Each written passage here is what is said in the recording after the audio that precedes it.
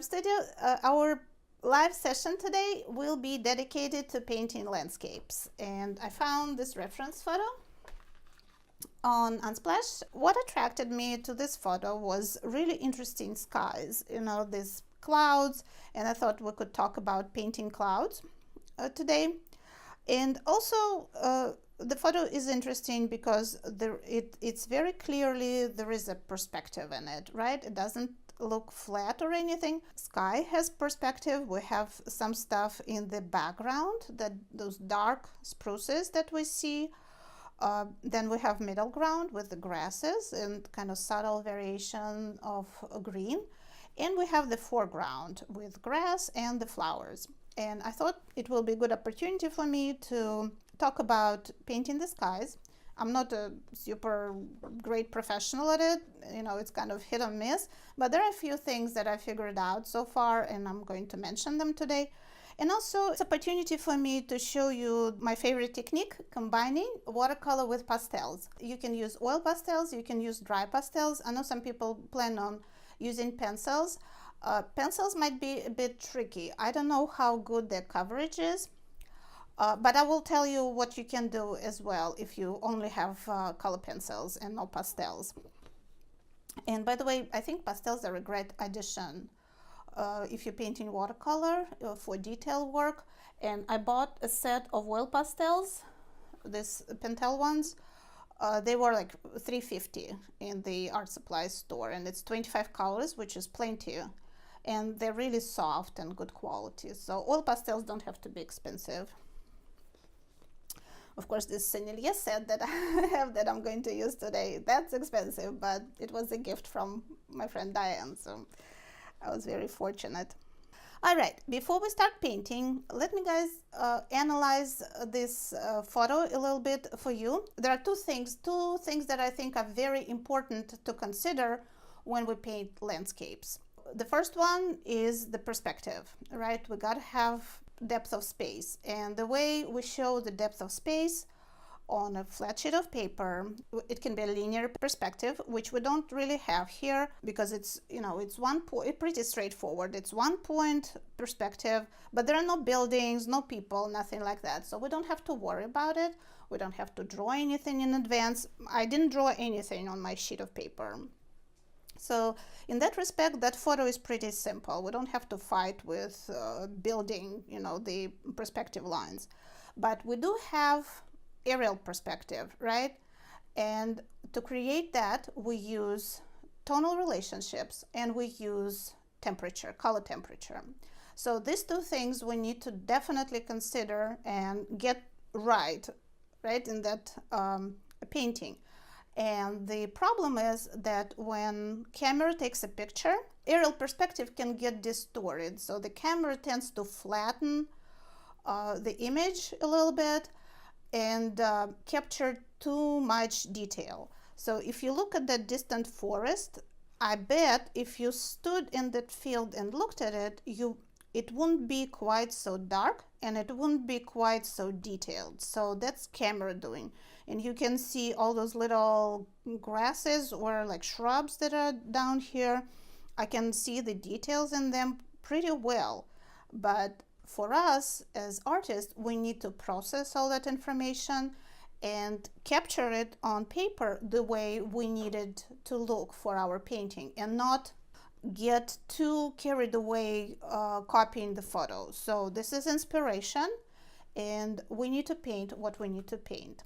Let me guys put down the first layer of watercolor. I want it to dry just a little bit before I continue as usual. I'm going to start, of course, on a damp sheet of paper.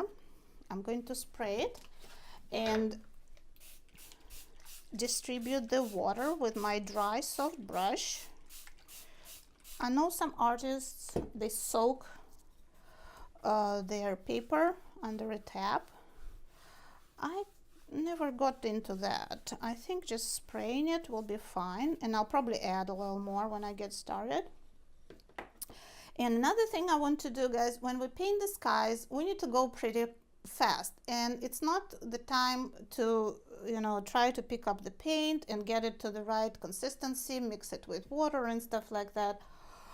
So what I'm going to do, which I rarely do, I'm going to mix a puddle of cobalt blue, so I have it ready for my sky wash. And also that sky wash, I'm going to take it probably further down, because like I said, this is all in the distance.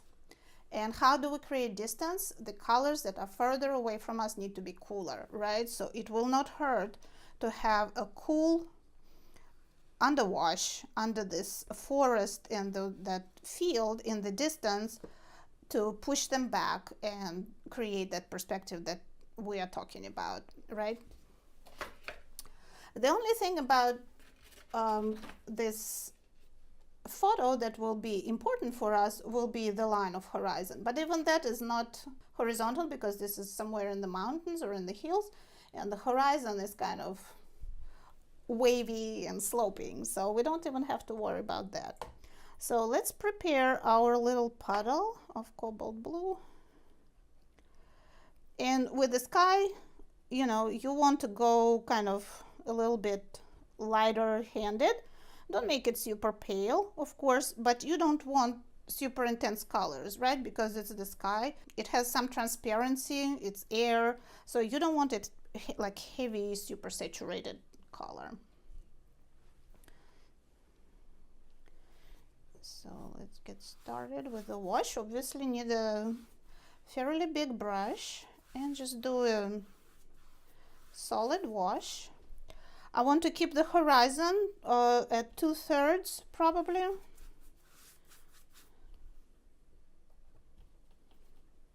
See, I did not prepare enough paint, so I have to catch up.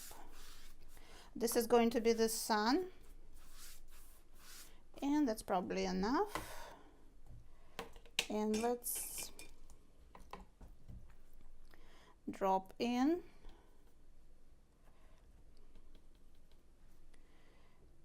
this sunset. Very important, guys, to pick up pigment and not drop in water, because you know what's going to happen, right? You're gonna have blossoms.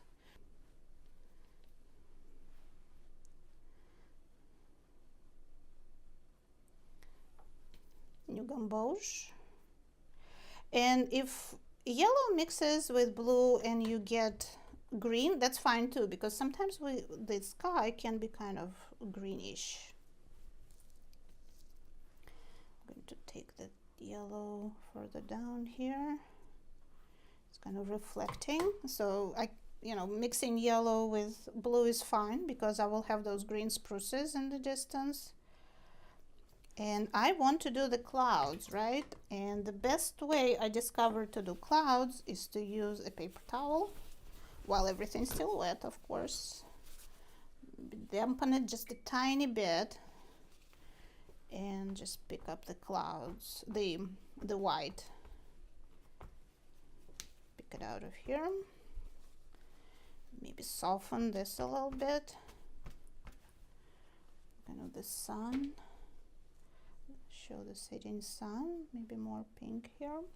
Pink or orange, because the pinks and yellows are mixing in there.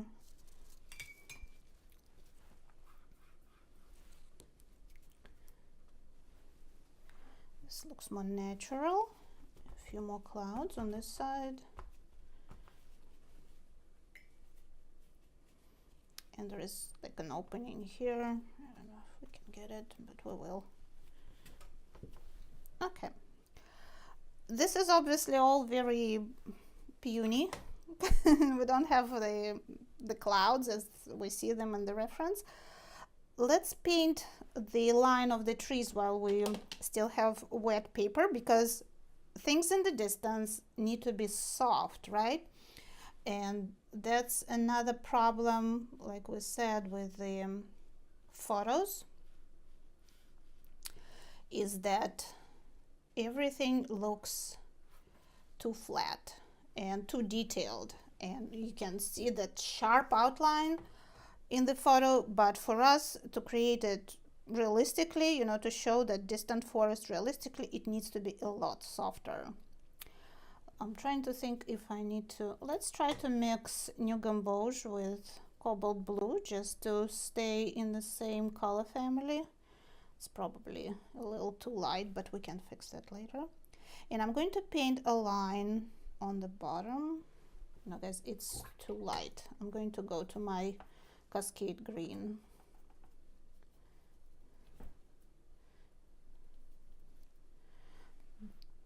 Not too light, too warm.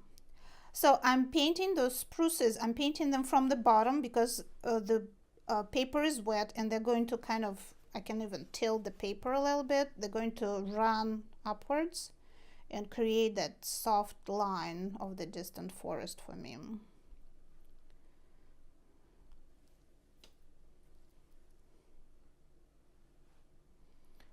And we can vary kind of the intensity, the darker to towards the bottom and lighter at the top.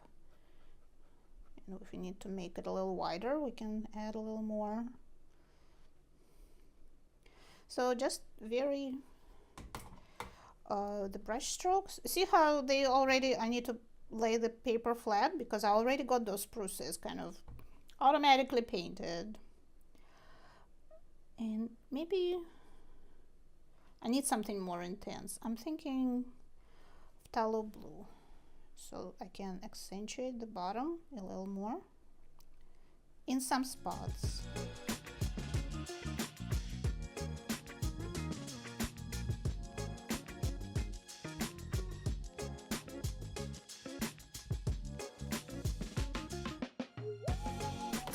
All right, so we created the line of the trees and we created the sky. Now we can work on the ground here, but I'm going to let this dry for just a second and I'm going to work on the clouds. So what do we want to do with the clouds? We painted the sky the first pass, but as you see, the clouds are a lot darker and they have shadows, right? A cloud is a form like any other, so we need to give them some shape. And let's do that. They're kind of like storm clouds, so those shadows, they're blue, but they also have like purplish tint right here. So this, I just love it. I think that looks very interesting, and we're going to add those shadows to make our sky even more interesting. And the thing about those shadows is that they need to be soft. There is no like straight line. As usual with coarse shadows, the borders are soft. So we will continue working with clean water and softening the shadows, adding pigment if necessary, and adding interesting transitions. But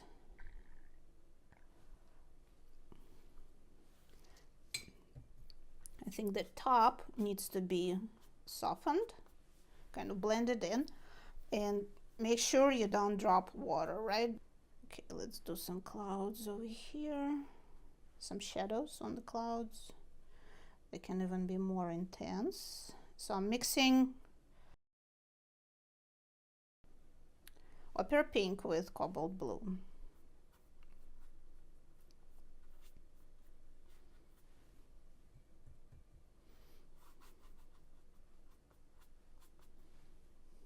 And we can use just pure Cobalt Blue for visual interest and create that kind of one point perspective even more.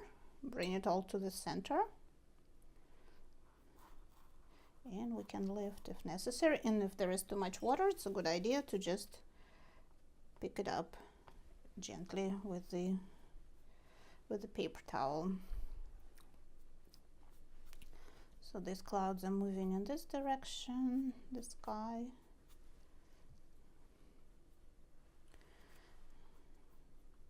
This all needs to be soft. And there's some serious shadows going on over here. So let's run this through. And we will soften the top edge. Neutralize that yellow that I dropped in there. Maybe do something on this side.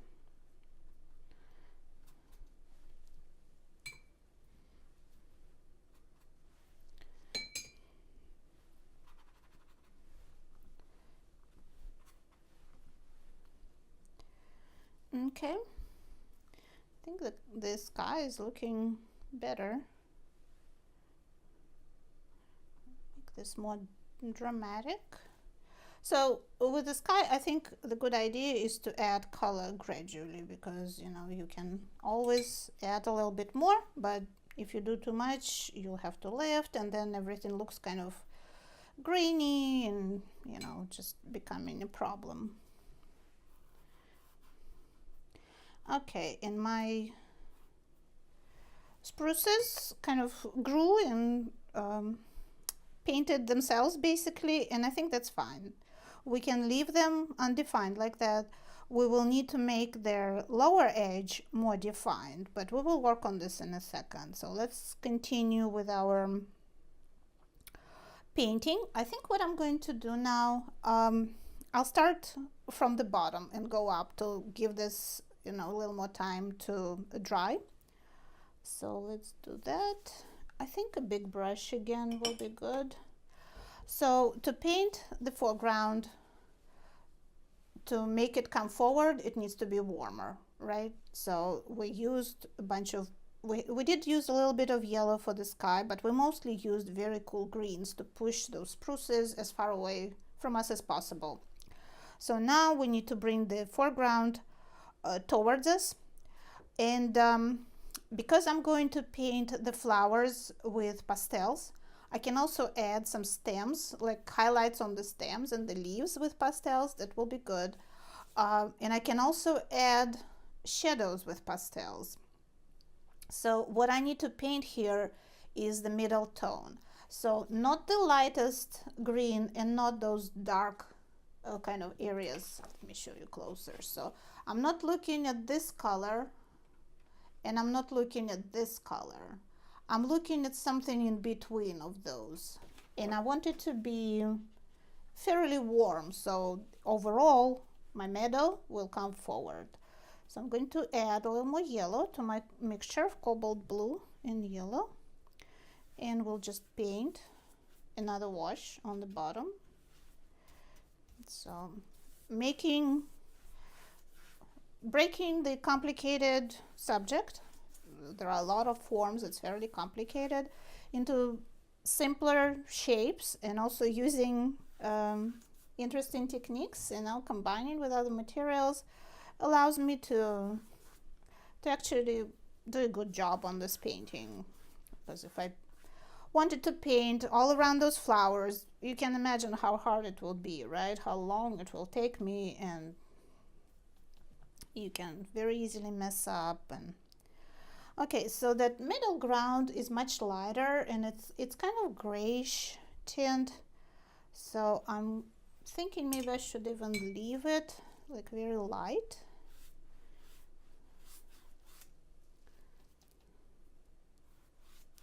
There are some bushes there in the distance, those shrubs. I can add those. Kind of goes at a slope. And then there are those that cooler area in the distance. So we can paint this. That's why we need a plan. So we know, especially without preliminary drawing, we need to kind of we don't want to make decisions as we go, right? We want to have a plan in advance, so we know what we're doing. Okay, so this is a little bit lighter, and then I have kind of mid-tone area coming forward.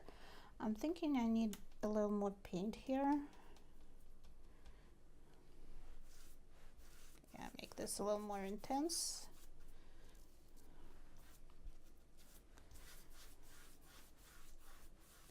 And then it can transition to that lighter, those grasses and stuff. Okay. This is my first layer. We're about ready to move to our pastels. I want to work on the background just a tad. I'm going to leave the sky. With the sky, I think it's important to just leave it alone a lot of times. If there is something like terribly wrong with it, it's fine to try to fix it, but usually if you start messing with it, it's going to get muddy and overworked. So I want something intense like phthalo blue. Maybe try mixing it with Cascade green. Maybe trying to neutralize it a bit. So complement of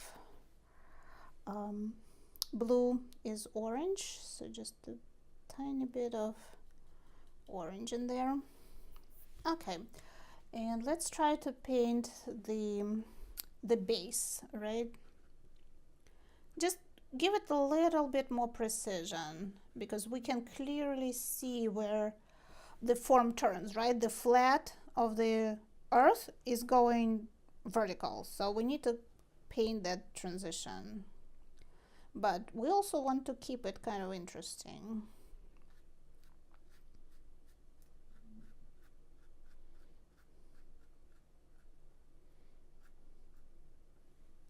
And kind of hinting that there's something else back there.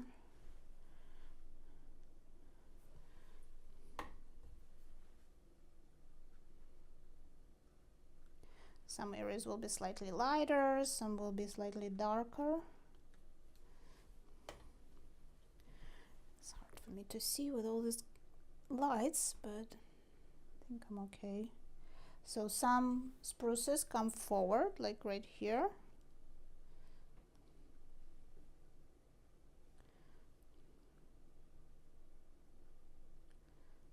And they can clearly be seen against the sky. And some are more kind of uniform mass. Okay, I think that's all we need to do with those, with that forest in the background. Let's paint those shrubs as well that are closer to us, so they will be very slightly warmer, a little more green in them than blue. And I'm going to paint their shadows, just for visual interest, right? You don't want just a flat kind of painting with nothing going on in it. I wish there were some cows or something. That always looks very good in a landscape, but it is what it is. So connect these shapes somehow in an interesting way. And there's a lot of texture here. We can even use maybe slightly warmer, even warmer green here, because the last rays of the sun are shining on that surface. Very important not to get carried away and do too much. Like I said, you know, if you keep making corrections and additions, then it will be paint yourself into a corner. Okay. All right, this is all we are going to do, and it's time for us to go to the fun part, use the pastels. So we see a lot of those yellow flowers. Let's distribute those. And here I will go with the same principle. You can even see it in this photo pretty well. The ones that are closer to us are kind of darker yellow, most kind of saturated, a little bit towards orange. And those distant ones, they very slightly lighter, and we're going to exaggerate that. So we're going to use a different, cooler yellow, more like lemon yellow, for those distant ones, because we are constantly thinking about aerial perspective. So I think here I'm going with very kind of free-flowing manner, so I'm not going to worry too much about the form and you know, getting all the petals right and things like that. I'm just applying a little bit of pastel, and if you want, you can blend it. So I'm using a little tortillon tool. It's a dirty one. Let me grab. See, yeah, I guess it's okay. It's a little bit of green on it. You can buy them in the art supply store. I bought a whole bag for like $2 or $3 or something. Or you can just use a piece of paper and roll it and make your own. So I'm going to blend this, just showing you this technique.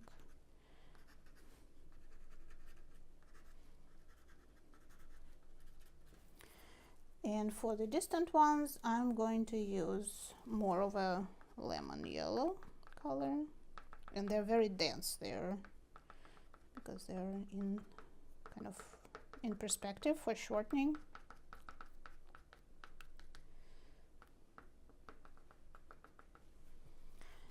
Okay, and then there are those kind of light blue purple ones. Can do that in a few spots.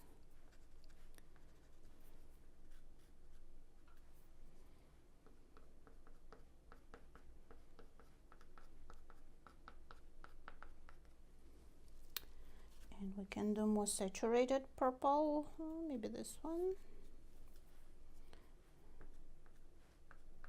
Closer to us. There are also some purple flowers. And of course our focal point are those bright pink ones. So let's pick the brightest pink that we have.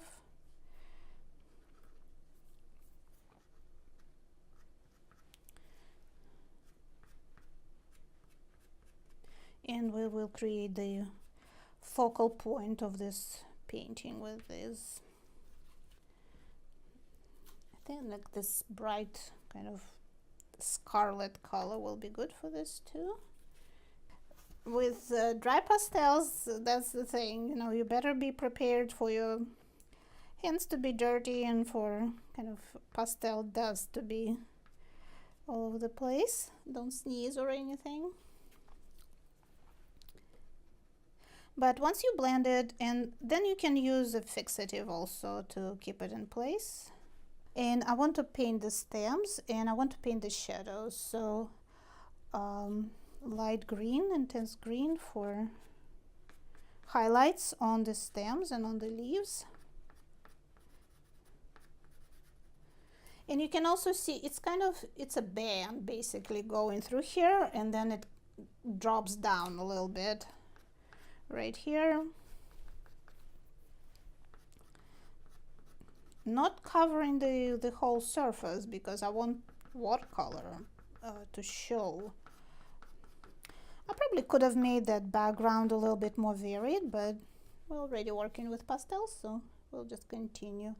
And then I want some stems on these flowers so they don't just hang in the air. And I do want the shadows. So let's see what we have in terms. So I need something darker and cooler. Will be my go-to. And the shadows we will definitely need to blend using your finger or whatever. This will all need to be blended carefully without smudging the flowers.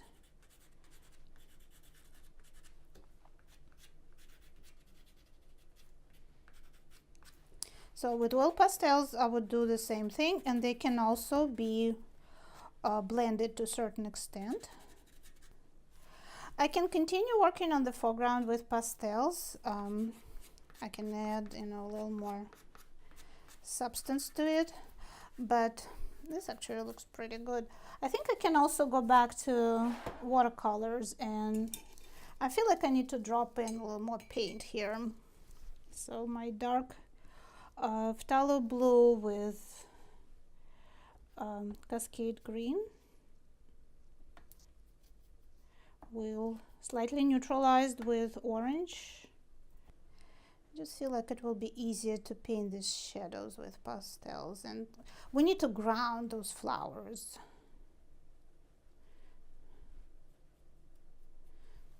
So just go through, and you see I'm creating a lot of contrast here.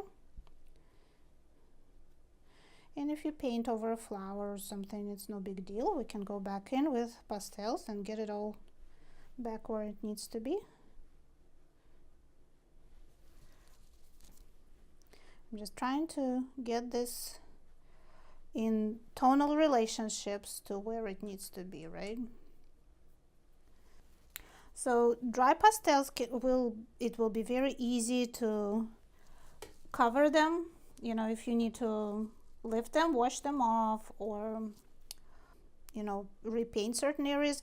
With oil pastels, watercolor will not stick to it, so it will just slide off the flowers, and you can paint, you know, certain areas darker with no problem.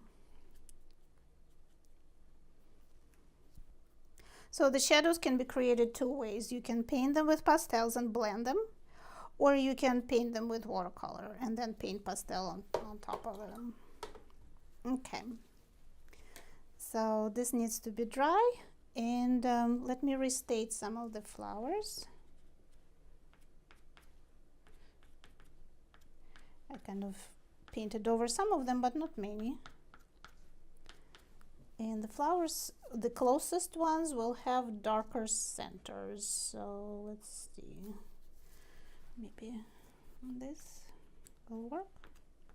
Yeah, give them a little more pronounced shape because they're close to us.